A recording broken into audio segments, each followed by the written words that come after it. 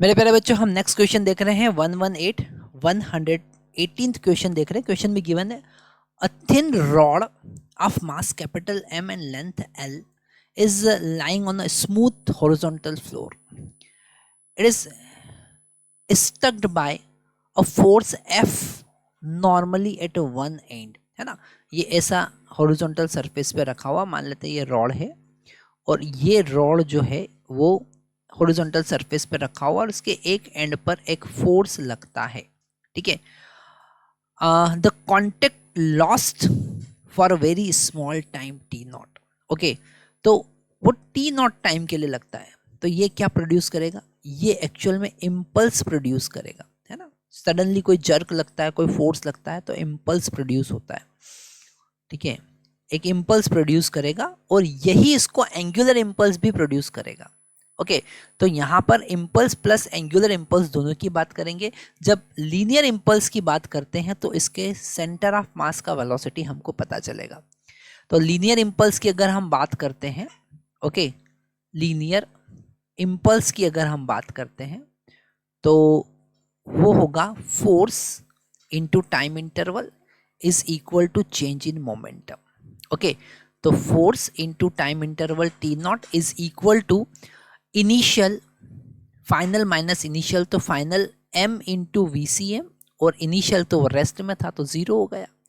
तो f into t naught is equal to m v C m हमको मिलता है। तो इससे हमको उसका लीनियर वेलोसिटी पता चलेगा, v C m is equal to f t naught divided by m, okay. और यहीं से हमको एंगुलर इम्पल्स की हेल्प से ओमेगा भी पता चलेगा, ठीक है। ओमेगा, अब यहाँ पर जो लीनियर वेलोसिटी, पहले ओमेगा फाइंड करते हैं फिर मैं आपको बताऊंगा कि ओमेगा क्यों फाइंड करना है।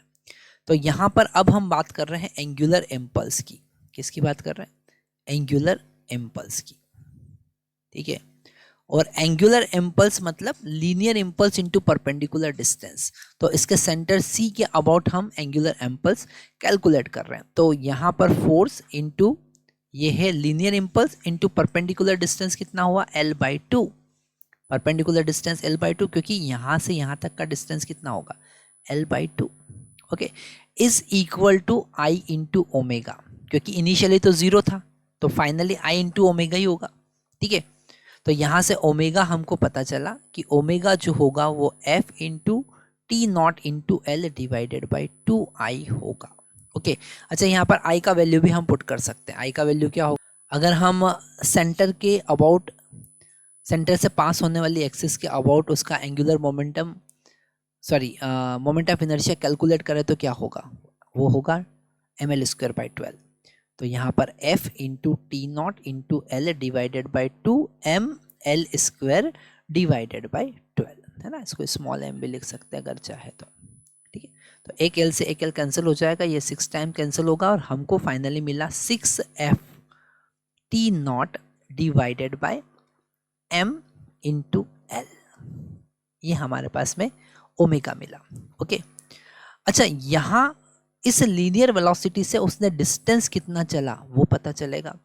तो वी सी एम इंटू टी और एंगुलर वेलोसिटी से एंगल कितना चलेगा वो पता चलेगा। तो एंगल यहाँ पर एक्चुअल में वो कितना रोटेट हुआ है, थीटा इज इक्वल टू बोला है π/2 के भैया जब हॉरिजॉन्टल हो जाए वो, है ना। तो हॉरिजॉन्टल हो जाएगा तो कितना एंगल चलेगा, पहले वर्टिकल ऐसा था फिर हॉरिजॉन्टल हो गया, तो थीटा इज इक्वल टू π/2। और थीटा का वैल्यू कैसे पता चलेगा, theta is equal to omega into T. तो यहाँ से टी पता चल जाएगा, π/2 into omega into T is equal to omega into T is equal to कितना होगा, π/2 ओमेगा। और उसका वैल्यू यहाँ पर पुट करेंगे तो डिस्टेंस पता चल जाएगा, ओके। VCM का वैल्यू कितना है, f into t naught divided by m, वो यहाँ से पुट कर देंगे। और t का वैल्यू पाई और ओमेगा बाई 2, ओमेगा का वैल्यू हम फाइंड कर चुके हैं, that is 6f into t naught divided by 2, कहाँ गया, डिवाइडेड बाई ml, ओके। तो यहाँ m से m कैंसिल हो रहा है, f से f भी कैंसिल हो रहा है, t नॉट से t नॉट भी कैंसिल हो रहा है। d इज इक्वल टू हमको मिलेगा पाई divided by 12। Just a minute, यहाँ पर पाई डिवाइडेड बाय 12 और ये एक एल भी बचा हुआ है, तो एल यहाँ पर मल्टीप्लाई होगा, that is the distance covered. Okay, तो आप देख सकते हैं कि कैसे रोटेशनल के कॉन्सेप्ट हम यूज़ यहाँ पर कर रहे हैं और कैसे हम अलग अलग पैरामीटर फाइंड कर रहे हैं।